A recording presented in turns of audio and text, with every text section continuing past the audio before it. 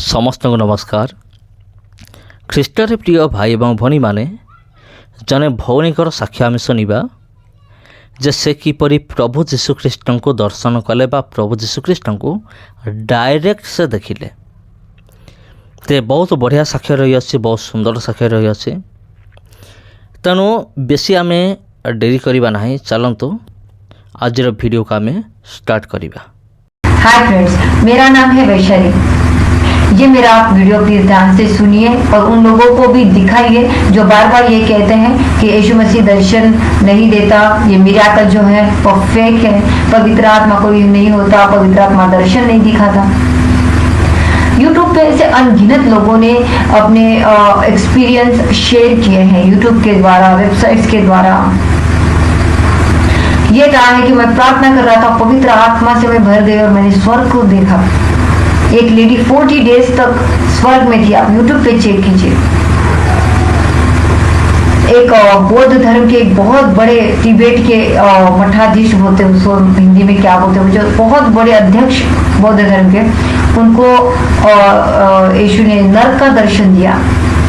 बहुत सारे लोग रोजाना अनगिनत प्रकाशन ईश्वर के द्वारा प्राप्त करते लोग, लेकिन लोग ये कहते हैं कि वो लोग यीशु यीशु यीशु करते रहते हैं, बस इसलिए उनके दिमाग में बस वही विचार चलते हैं और उनके दिमाग में कुछ केमिकल लोचा हो जाता है और वो वही देखते हैं जिसे वो देखना चाहते हैं, और इसलिए तो उनको यीशु का दर्शन होता है। मेरा वीडियो प्लीज अच्छे से देखिए आप।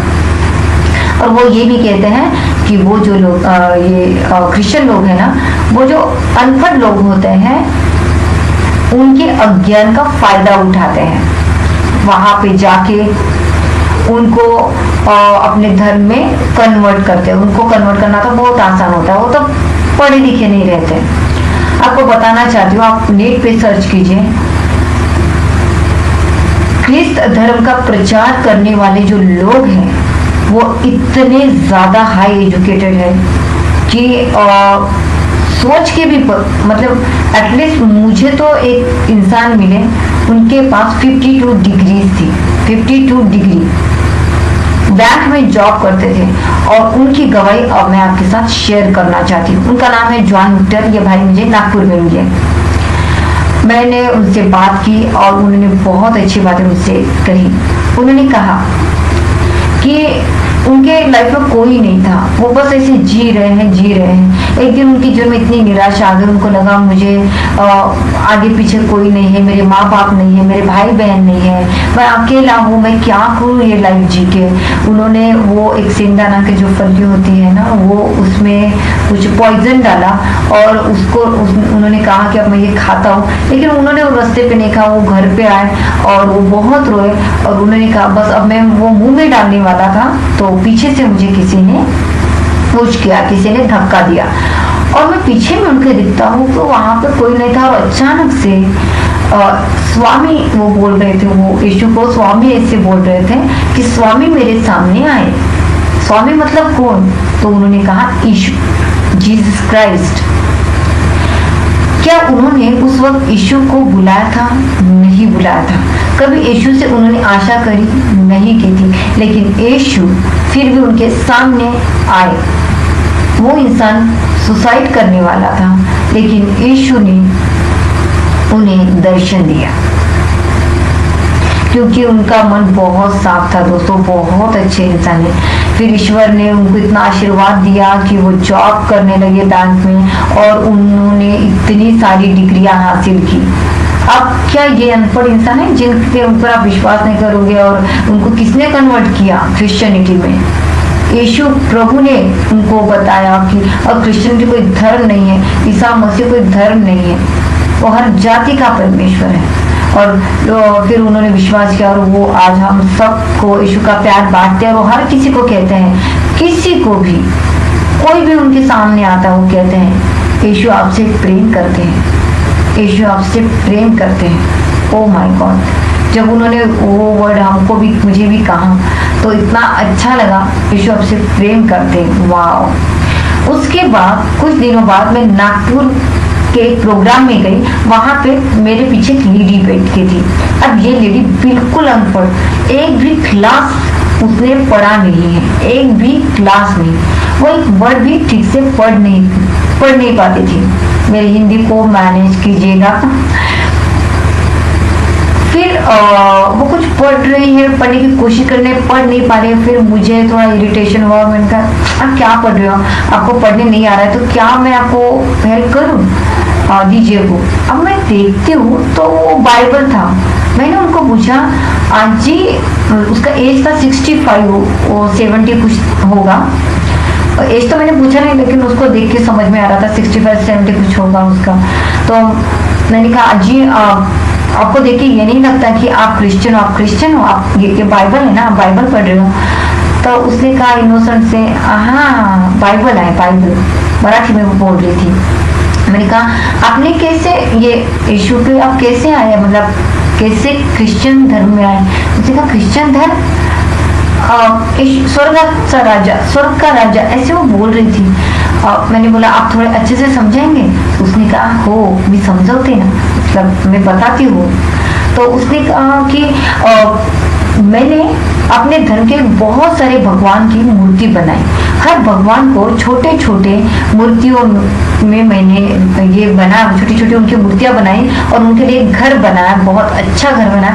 और उस घर में मैंने छोटी छोटी मूर्तियां, हर प्रकार की मूर्तियां मैंने बनाई और वहाँ मैं उनकी हमेशा पूजा अर्चना मैं करती थी, ताकि कोई अगर बिजी रहे तो कोई दूसरा दौड़ के आ जाए, कोई दूसरा बिजी है तो तीसरा दौड़ के आ जाए। इसलिए बहुत सारे परमेश्वर मैंने की मैं आराधना करती थी, पूजा करती थी। वो हिंदू धर्म की महिला थी।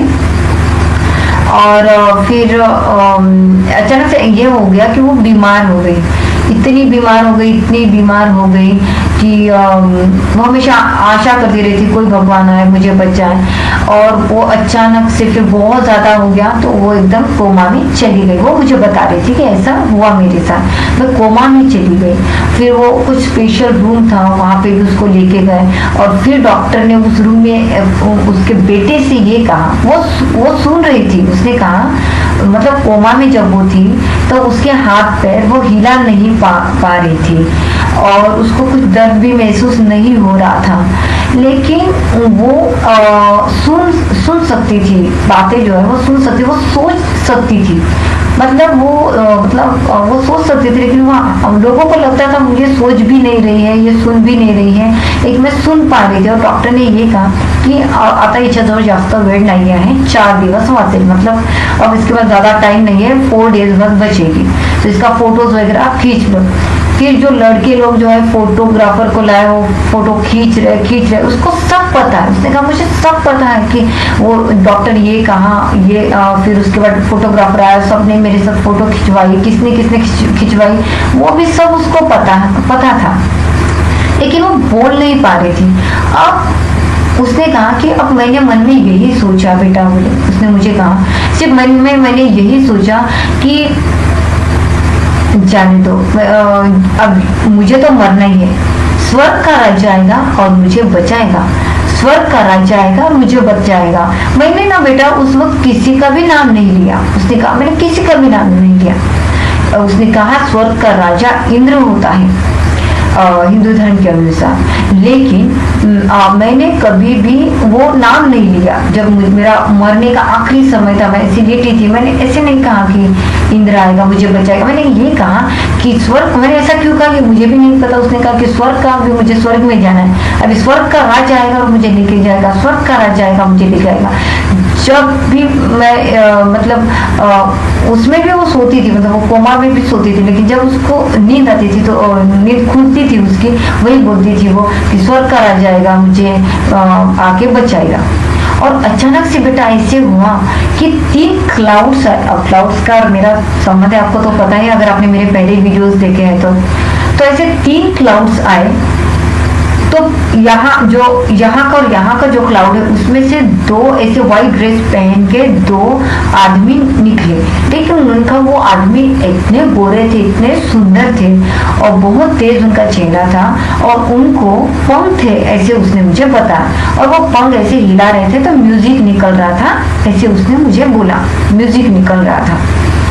और अचानक से धीरे धीरे जो बीच में का जो क्लाउड था, ढक क्या बोलते उसको, बादल था, क्लाउड बादल था, उस बादल से एक आदमी ऐसे ऐसे ऐसे ऊपर आया और उसने इतना अच्छा ड्रेस पहन के था, उसने इतना अच्छा डिस्क्राइब किया ना उस लेडी ने, भले वो पढ़ी लिखी नहीं थी, उसने इतना अच्छा डिस्क्राइब किया। उसने कहा उसकी आंखें नीली थी और वो इतनी सुंदर थी और बात कर रही थी उसकी आंखें। उसने कहा उसके ओठ बहुत सुंदर थे, उसने गाल ऐसे थे, उसके बाल इतने लंबे थे। तो उसने कहा व्हाइट कलर का ड्रेस था और मैं बस देखती रह गई कि इतना सुंदर आदमी कौन है जो मुझे सपने में दिख रहा है। तो उसने कहा कि ऐसे हाथ किया और उसने कहा कि उसने मेरे हाथ पे रख दिया, लेकिन वो सपना नहीं था। उसने कहा कि पहले उसको लगा कि वो सपना है, लेकिन अगर सपने में कोई आता है तो डायरेक्टली ऐसे टच थोड़ी होगा। तो डायरेक्टली उसको टच हुआ, उसने उसका हाथ पकड़ा, उसको कहा कि चल उठ स्वर्गाचा राजा आला।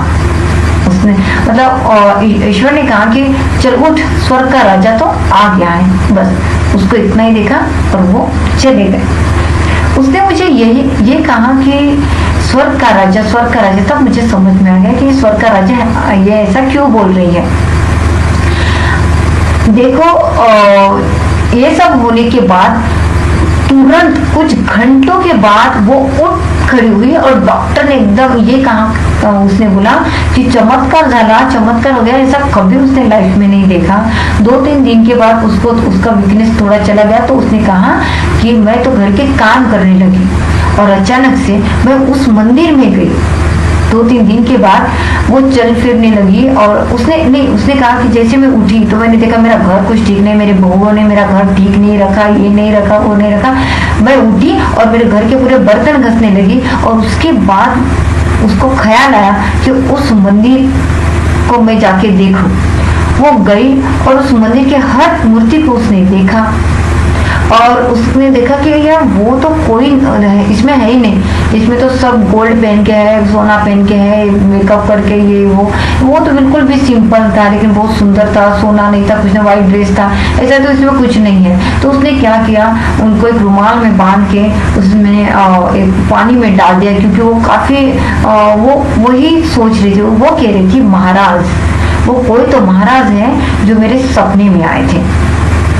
तो फिर वो उसी सोच विचार में रही और अचानक से कितने सारे दिन चले गए, लेकिन वो महाराज उसको कुछ दिखे नहीं। वो कौन थे जिसने मुझे अच्छा किया, 2 दिन में मुझे अच्छा किया। सब लोग चमत्कार चमत्कार करके चिल्ला रहे, लेकिन ये चमत्कार आखिर किस महाराज ने किया, किस बुआ ने किया। वो मतलब मराठी में वर्ड वो इस्तेमाल कर रही थी, बुआ, किस महाराज ने किया तो समझ में नहीं आ रहा है। तो अचानक से एक लेडी उसके पास आई, उसने कहा उस लड़की ने कि आजी आप कितने दिन तक ऐसे घर में पड़ी रही को महाराज महाराज करके चिल्लाओगे, चलो हमारे मंदिर में आप चलो।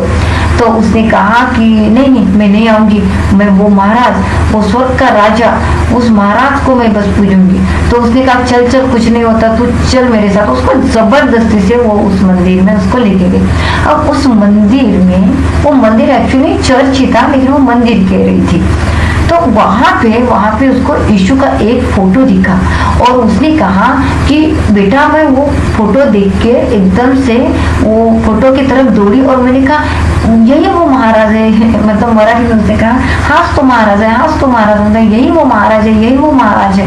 और फिर अचानक से वो पास्टर आए, आप इतनी बुजुर्ग औरत ऐसे दौड़ के कैसे मतलब आए हो यहाँ पे, मतलब। तो उन्होंने कहा कि ये महाराज है, ये महाराज है, उन्होंने मुझे सपने में आके दर्शन दिया और उसने मुझे अच्छा किया, ये वही महाराज है। तो पास्टर ने कहा कि ये वो महाराज है, इसे आप स्वर्ग का राजा कहिए। तो देखिए दोस्तों, मैं आपको ये कहना चाहती हूँ कि ईश्वर हर किसी का है। वो अनपढ़ लोगों का है, वो बहुत ज़्यादा हायर एजुकेशन जिनका है उनका है, और ये दोनों जो गवाहियां मैंने आपके सामने रखी है, वो लोग हैं जिन्होंने यीशु को कभी देखा भी नहीं। अब ये लेडीज तो जॉन विक्टर भाई ने तो यीशु के बारे में सुना था, लेकिन ये जो लेडी है उसको तो क्रिश्चियन धर्म है ये भी नहीं पता, कोई यीशु नाम का भगवान है ये भी नहीं पता था उसको। फिर आप कैसे ये लोग कहते हैं कि हम यीशु यीशु यीशु करते रहते हैं इसलिए यीशु दर्शन देता। अब इस लेडी के बारे में आप क्या कहोगे? कितनी अद्भुत, कितनी अकल्पनीय, कितनी अलौकिक उसकी गवाही है दोस्तों। तो प्लीज आप विश्वास कीजिए। अगर आप विश्वास नहीं करते हैं तो आप प्लीज विश्वास कीजिए कि ईसा मसीह परमेश्वर है, वो इसी प्रकार आपके भी जीवन में आएगा और वो आपके जीवन में भी अद्भुत चमत्कार करेगा। जिस चीज को आप पाना चाहते हो वो चीज ईश्वर देगा। अगर वो चीज नहीं देगा तो उससे 1000 गुना ज्यादा अच्छी चीज वो आपको देगा। ये हमेशा याद रखिए, वो उत्तम नहीं देता, वो सर्वोत्तम देता है और वो हर किसी को दर्शन देता है और हर किसी से बात करता है, क्योंकि वो एक ऐसा परमेश्वर वो हमसे बहुत ज्यादा प्रेम रखता है। और ईश्वर जो दर्शन इन दिनों में लोगों को बता रहा है, दिखा रहा है, वो 101% सच है और ये अनुभव आपको भी परमेश्वर दे। Praise the Lord. Thank you so much.